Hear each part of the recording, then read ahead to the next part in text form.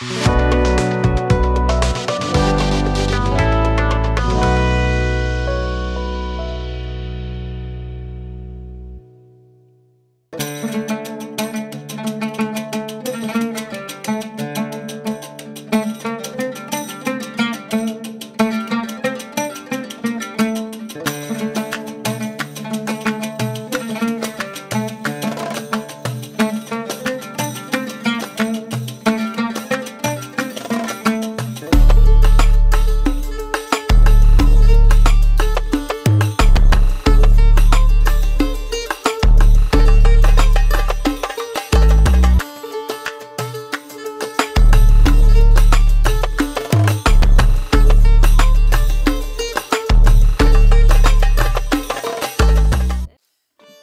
को नमस्कार। आज संध्यार ये विशेष कार्यक्रम आपको स्वागत करुच्ची। आप नियमित भाव में जो कार्यक्रम देखी आसुँच ता ना हूँ प्रदीप जलु था। प्रभु चाहते आप जीवन प्रदीप सर्वदा प्रज्वलित हो था।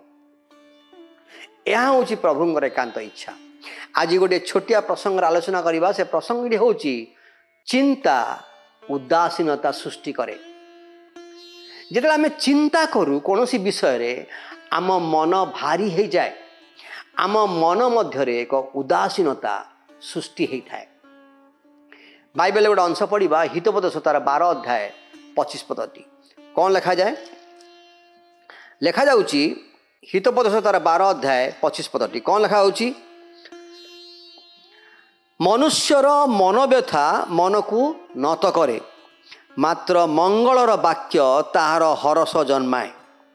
लिखा जाए मनुष्यर मन व्यथा मन को कौन करे? নত करे, मात्र मंगलर वाक्य ताहार हरस जन्माए। जेते बड़े आमर मनर व्यथा बढ़ी जाए, चिंता वृद्धि पाए, मन को से कौन करे? নত कर दिए। मात्र जो प्रभुंकर मंगलर वाक्य आम मन को अधिकार करे, ताहा हरस जन्माए, आम मन मध्य आनंद को जन्म दिए। मोर प्रिय भाई भाई माने, उदासीनतार विभिन्न कारण थिबा बेले सलोमन एक गुरुत्वपूर्ण चिंता को सेठारे चिन्हट करी प्रकाश करुछंती। चिंता हृदय को भारी करे, चिंता उदासीनता सृष्टि करे। ए प्रसंग आमको बुझिबारे साहाय्य करे जे काहेकि बाइबल आमको कही थाए जे चिंता उदासीनता सृष्टि करे बोली। चिंतार तीनोटी प्रमुख उपादान अछि। प्रथम होची असुरक्षितता। किछि खराब घटिबा को जाउची बोली मन मध्यरे चिंता करिबा होची आम मन को भारी करे। आपण भाबंतु जो समय आपण सकाळ उठिकी आपण कोनोसी निर्दिष्ट स्थान को यात्रा करिया पे बाहरु थिबे, किंतु घटी जीव आपण संगे किछि ए प्रकार विषय आपण चिंता बढ़ी जीव बा किछि खराब घटिबा को जाउची बोली आपण भाबी नियंतु के जने मेडिकल रे पढ़ी छंती आ डॉक्टर कहउछन तांकर समय शेष समय आ अल्प दिन अछि, तो तांको जीवन में किछि खराब घटिबा को जाउची बोली आमे भाबी कि आमे चिंता करिबा आरंभ करू। आउ सेही समय रे चिंता आम जीवन रे एक उदासीनता सृष्टि करे, आम मन को भारी करि दिए। जेतले ख्रीष्ट विश्वासी भाव में आम निजको असुरक्षित मन करूँ सेते बेले कौन हुए? आमे चिंता को आम जीवन रे अधिकार करिया पे अनुमति देई थाउ। मात्र वास्तवता होउची प्रभु आम सबु चिंतार भार से नहीं छंती, आउ से आमको अत्यंत सुरक्षित भाव रखिछंती। द्वितीय कारण होउची असहायता। आमे अनेक समय रे असहाय मन करू। कौन कही थाउ?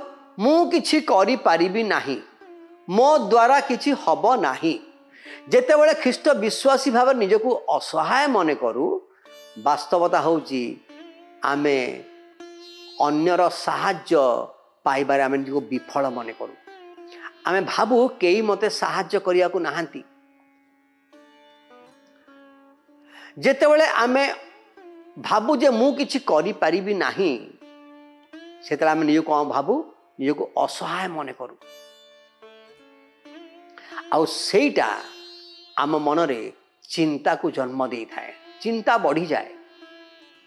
एवं तृतीय विषय होची विच्छिन्नता, लोनलीनेस।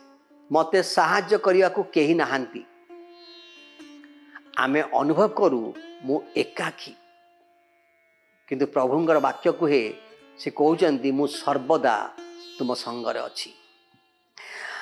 एठारे मोर प्रिय भाई बहन माने गीतिकार माने मध्य चिंता एवं उदासीन सहित मुकाबिला करिवार बाइबल रो आमे अनेक उदाहरण देखुछु। जेतेबेले गीतिकार चिंतित भाव में कहती जे मो आंतरिक भावनार बाहुल्य समय रे तुम्भर सांत्वना सबू मो प्राण को आह्लादित करे। से कौन कहते जे आपण गीत संहिता 94 आ 19-20 पद अपन देखिए लिखा जाए, कहते जितेबले से कहते मो आंतरिक भावनार बाहुल्य समय रे तुम्भर सांत्वना सबू मो प्राण को आह्लादित करे। विधान द्वारा उपद्रव रचनाकारी दुष्टता रूप सिंहासन कि तुम संगे संबद्धता हम से कहते। मोर प्रिय भाई भाई माने चिंता एक भय अटे एवं एक असंतोषर मिश्रण अटे। यह आपण को अस्थिर एवं टेंशन अनुभव अनेक समय करे दी थाए एवं द्रुत हृदय स्पंदन अनेक समय आमर बढ़ी जाए, हार्ट बीट बढ़ी जाए। चाप पाई यह एक साधारण प्रक्रिया अटे मोर प्रिय भाई भाई माने। जिते आम हार्ट बीट बढ़ी जाए आम भीतर चाप बढ़ी जाए, प्रेशर बढ़ी जाए, बीपी पूरा हाई हो जाए। मोर उदाहरण स्वरूप आपणकर कार्यक्षेत्र आपन को चाप थी, काम करिवार प्रेशर थी, आपंकर बीपी बढ़ी जीवो। कौन सी काम को आप निर्दिष्ट समय करिवार थिबो, आपण करिवारे विफल होबे बोली आपण अनुमान करनेबे, भाबी नेबे जे मु एतिकी समय भितर से कामटी संपूर्ण करि पारिबि नाही। आपंकर टेंशन बढ़ी जीवो, बीपी बढ़ी बढ़ी चलिबो।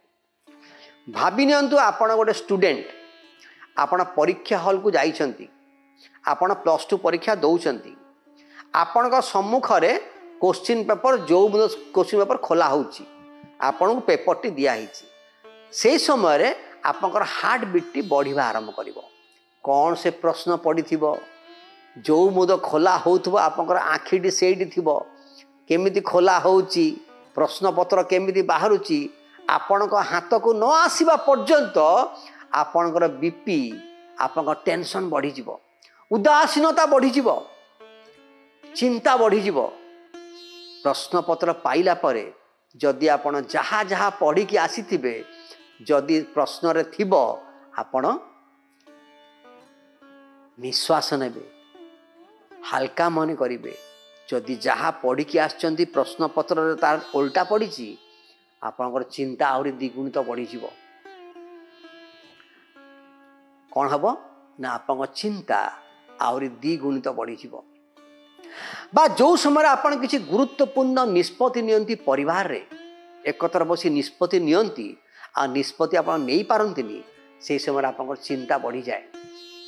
आपन झियो विषय रे, आपन पुओ विषय रे, परिवार विषय रे यदि कौन सी गुरुत्वपूर्ण निष्पत्ति आपको नबाकू हुए, आपन से समय नबारे विफल हुअंती, से समय वास्तव रे आपन आम मानकर आपन चिंता बढ़ी जाए।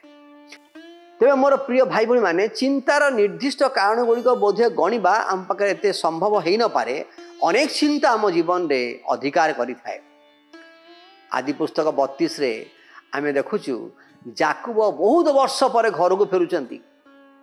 कहीं फेरुचंती ना से ऐसो संगे कौन करथिले, छल कर देथिले। तांकर आशीर्वाद को से हरण कर नेले एवं करिके से कौन कले ना मामू घर को पळे गले। मामू घर बहुत वर्ष पर से फेरिक आसुचंती कोठी की निज घर को। आसवा आगु से कौन करचंती, से आग सब पता लगाउचंती जे घरर परिस्थिति कौन अच्छी।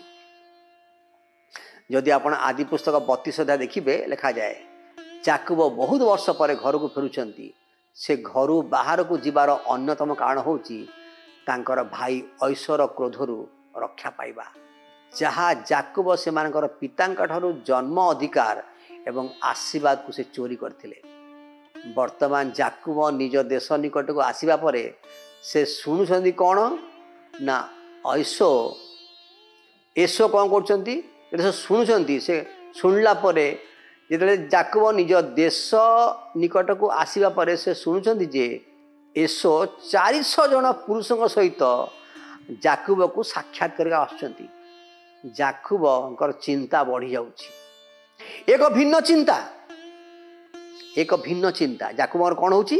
ଚିନ୍ତା ବଢ଼ି ଯାଉଛି ଯେ ମୁଁ ମୋ ଭାଇର ସାମ୍ନା କେମିତି କରିବି। 400 ଜଣକୁ ନେଇକି ଆସୁଛି ମୋତେ ସାକ୍ଷାତ କରିବା ପାଇଁ। ୟା ଅର୍ଥ ହେଉଛି ମୁଁ ତା ସହିତ ଯେଉଁ କପଟତା କରିଥିଲି ହୁଏତ ତାର ପ୍ରତିଶୋଧ ନେବା ପାଇଁ ସେ ଆସୁଛି।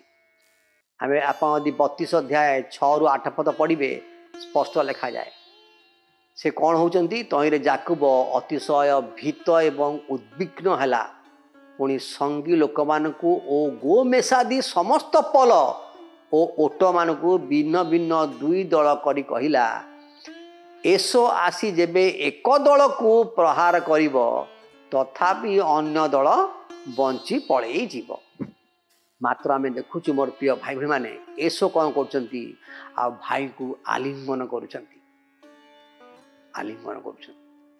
ଯଦି ଆପଣ ପ୍ରଥମ ସାମୁଏଲ ଆପଣ ଦେଖିବେ, ଆଉ ହାନ୍ନାଙ୍କର କାହାଣୀ ବିଷୟରେ ଆପଣ ଜାଣନ୍ତି। ହାନ୍ନା ବ୍ୟାକୁଳ ହୋଇପଡ଼ିଥିଲେ କାରଣ ସେ ଗର୍ଭବତୀ ହୋଇପାରିନଥିଲେ ଏବଂ ତାଙ୍କୁ ତାଙ୍କର ସ୍ୱାମୀର ଅନ୍ୟ ପତ୍ନୀ ପନିନା ଥଟ୍ଟା କରୁଥିଲେ, ପରିହାସ କରୁଥିଲେ।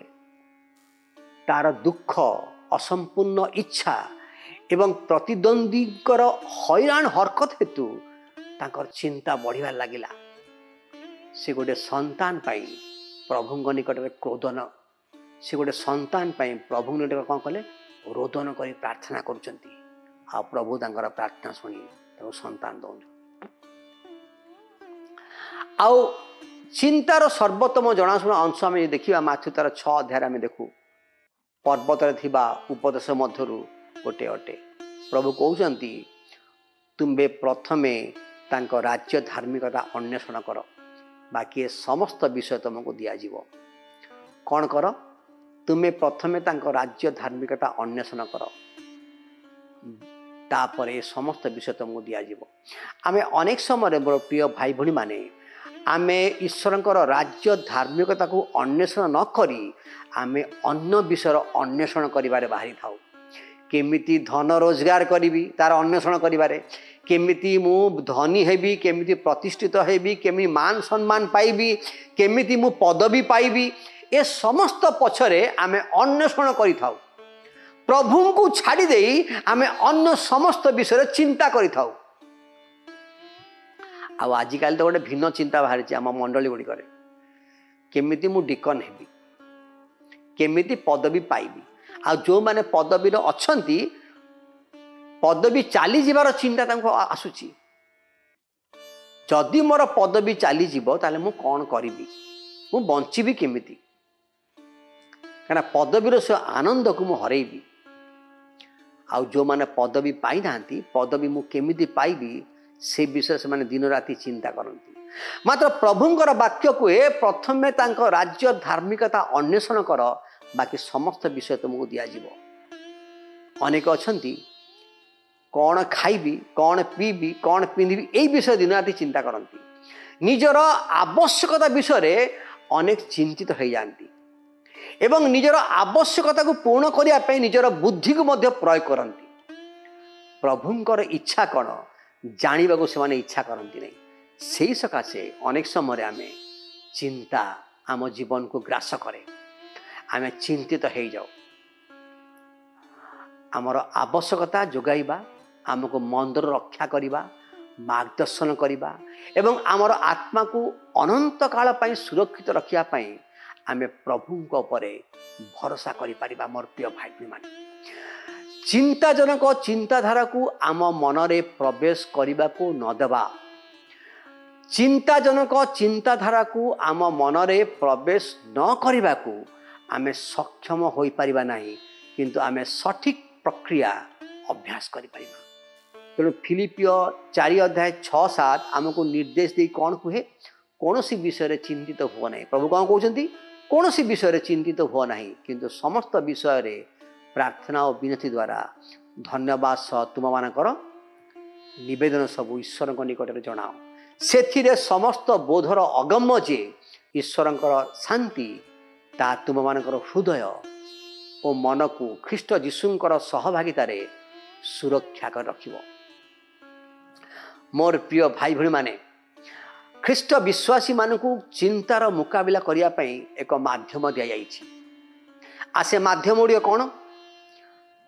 प्रार्थना माध्यम आसुवा शांति, प्रार्थना माध्यम आसुवा शांति जहाँ आप फिलिप 4 अध्याय 6-7 आप पढ़ले आप देखिपारे। द्वितीय विषय हूँ ईश्वर भरोसा करने ठारू आत्मविश्वास जहाँ गीत संहिता 23 अध्याय 1-6 लिखा जाए। एवं तृतीय विषय जितेबाला आम असुरक्षित असहाय एवं विच्छिन्नतार भावना चिंता सृष्टि कर मनरे से आम कौन करवा ना ईश्वर भरोसा रखा आम ध्यान दे पारिबा। बाइबल पढ़िबा, वास्तववादी हवा, नमनीय हवा, भल विषय पर ध्यान दबा, अनावश्यक विषय को आम जीवन दूरे दबा, कम करवा, गोटे दिन बंचा शिखा, गोटे दिन बंचा शिखा, व्यस्त हवा नहीं प्रत्येक विषय रे संतुष्टि ही शिखा। ताहेले आमे प्रभुंकर शांति आम जीवन में आमे अनुभव कर परिबा। तेणु आजिर प्रसंग होची चिंता उदासीनता सृष्टि करे। जेतेबेले आमे निजर इच्छा रे निज जीवन को परिचालित करने को इच्छा करू, चेष्टा करू, सेतेबेले आमे चिंतार उदासीनता को आम मन मध्य सृष्टि होगापी एक सुजोग को सृष्टि करिथाउ। सेतेबेले आम हृदय कौन है भारी हो जाए। जेतेबेले आमे प्रभुंकर आओ इच्छा अनुसार जीवन शैली आम काटू सेतेबेले कौन हुए ना आम जीवन रु से जागतिक चिंता दूरे जाए। ईश्वर आमको तांकर स्वर्गीय शांति रे आम हृदय मन प्राण को परिपूर्ण करती। आम जीवन रे प्रकृत शांति आसी थाए। तेणु हितबचतार 12 अध्याय 25 कहे मनुष्यर मन व्यथा मन को कौन करे नत करे। मनुष्यर मन व्यथा मन को नत करे, मात्र मंगलर वाक्य जो वाक्य रे मंगल अच्छी ताहा हरस जन्माए। विश्वास करुच्ची प्रभु आज अल्प वाक्य द्वारा आपको कथा कहते। समस्त पुणी थे नमस्कार।